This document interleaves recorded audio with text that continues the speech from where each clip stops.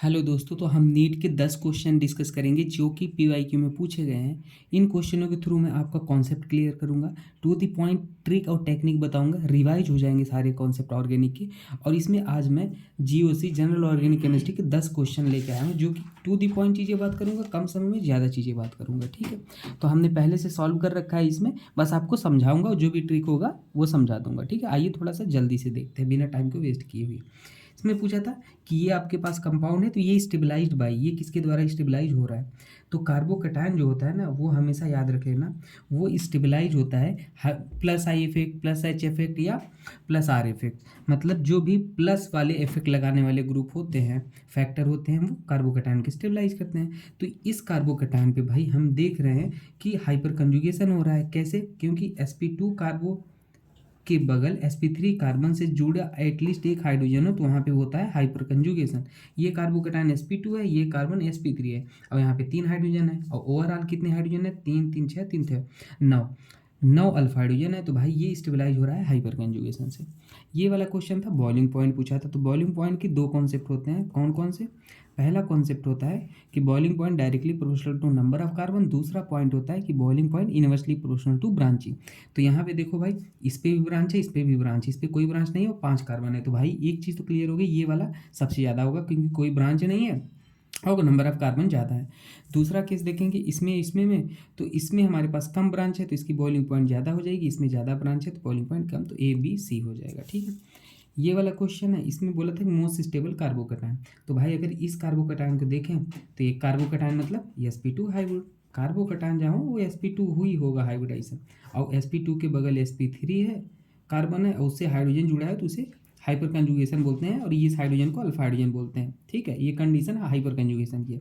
तो भाई ये कार्बोकैटायन देखो 3 डिग्री है और अल्फा हाइड्रोजन भी ज़्यादा है, क्योंकि यहाँ पे 3 अल्फा हाइड्रोजन, 2 5 7 अल्फा हाइड्रोजन है, यहाँ पे 1, यहाँ 5, यहाँ 3। तो हमारे पास ये ज़्यादा स्टेबल हो जाएगा।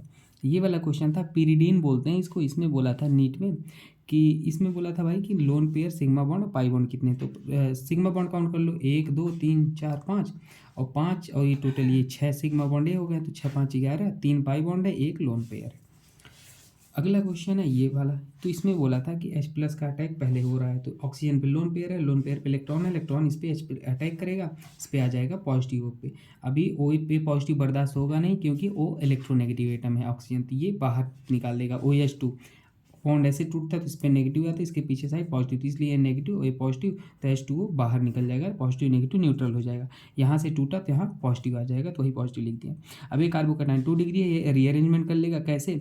ये हाइड्रोजन को यहाँ जाएगा, ये कार्बोकैटायन यहाँ आएगा। अब कहोगे मिथाइल को क्यों नहीं किया? क्योंकि जो रीअरेंजमेंट शिफ्टिंग ऑर्डर होता है, हाइड्राइड फिनाइल फिर आर होता है, तो हाइड्रोजन का सबसे ज़्यादा होता है, तो इधर गया, ये इधर आया। 1 2 शिफ्टिंग होता है हमेशा बगल में। क्यों किया? क्योंकि अब जो कार्बोकैटायन बना ये 3 डिग्री है और यहाँ 2 डिग्री था, ये ज़्यादा स्टेबल है। अब अगले स्टेप में Br माइनस था, ये यहाँ अटैक कर लेगा, ये प्रोडक्ट बन जाएगा। ठीक, तो ये हो जाएगा। हाँ, नेक्स्ट क्वेश्चन देखते हैं, ये वाला। ठीक है, ये क्वेश्चन है भाई, ये भी अच्छा क्वेश्चन ही था, इसको भी देख लेते हैं। ये क्वेश्चन में आपसे बोला था कि लीस्ट बेसिक कंपाउंड कौन होगा। तो हमारे पास नाइट्रोजन वाला कंपाउंड होना था, नाइट्रोजन पे जो लोन पेयर होता है उसकी अवेलेबिलिटी अगर कभी बढ़ रही है तो बेसिसिटी बढ़ता है। और नाइट्रोजन की अवेलेबिलिटी कैसे बढ़ती है? इलेक्ट्रॉन डोनेटिंग ग्रुप से। इलेक्ट्रॉन डोनेटिंग ग्रुप कौन होते हैं? जो प्लस आर लगाएं, प्लस एच लगाएं और प्लस आई लगाएं, वो नाइट्रोजन पे लोन पेयर की अवेलेबिलिटी बढ़ाते हैं इलेक्ट्रॉन को डोनेट करके। यहाँ पे देखो, दूसरे वाले केस में देखो, यहाँ पे था पॉजिटिव चार्ज। पॉजिटिव मतलब इलेक्ट्रॉन की कमी, और इलेक्ट्रॉन की कमी तो भाई ये इलेक्ट्रॉन इससे खींचेगा, तो यहाँ पे लोन पेयर की अवेलेबिलिटी घट रही है। बाकी केस में ऐसा नहीं है, यहाँ पर पॉजिटिव है तो, लेकिन ये दूर है थोड़ा, यहाँ पे पास में है तो ये ज़्यादा खींच लेगा, इसकी अवेलेबिलिटी घटा देगा, बेसिसिटी घट जाएगा, तो ये लीस्ट बेसिक होगा। यहाँ पे क्वेश्चन था, इसमें बोला था कि ज्योमेट्रिकल आइसोमेरिज्म से होगा कि नहीं। देखो क्वेश्चन कुछ ऐसा था, मैं लिख देता हूँ आपको फिर से।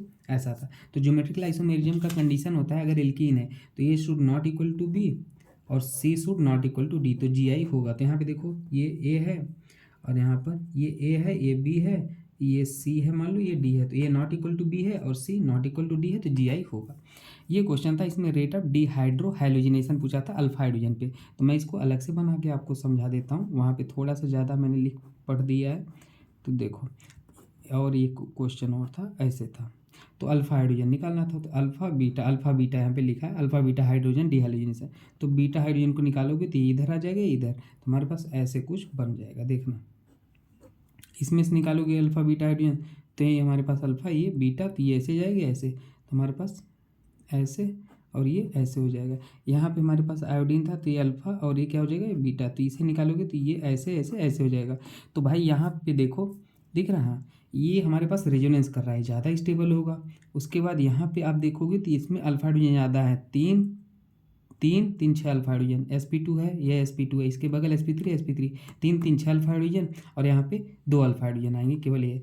तो पहले सब ज़्यादा रेट हो जाएगा, इसका पहला, फिर इसका दूसरा और फिर तीसरा इसका, तो ये हो जाएगा यही। ठीक है, ये वाला क्वेश्चन देख लो, इसमें था। अच्छा दोस्तों, ये प्रॉपर डिटेल में चाहिए ना, प्रॉपर और बढ़िया से सिस्टमेटिक वे में जहाँ पे सॉल्व किया हो, तो @IITian थिंकिंग चैनल पे मैं लिंक डिस्क्रिप्शन में दे दूँगा, वहाँ पे प्रॉपर वीडियो आपको मिल जाएगा, तो आप वहाँ पे देख लेना। @IITian थिंकिंग चैनल पे proper video, trick, technique, playlist सब कुछ सॉल्व करके बताया जाता है। यहाँ पे थोड़ा मैं फास्ट बता रहा हूँ क्योंकि कम समय में पहले सॉल्व है, तो ज़्यादा चीज़ें जल्दी से कवर हो जाता है।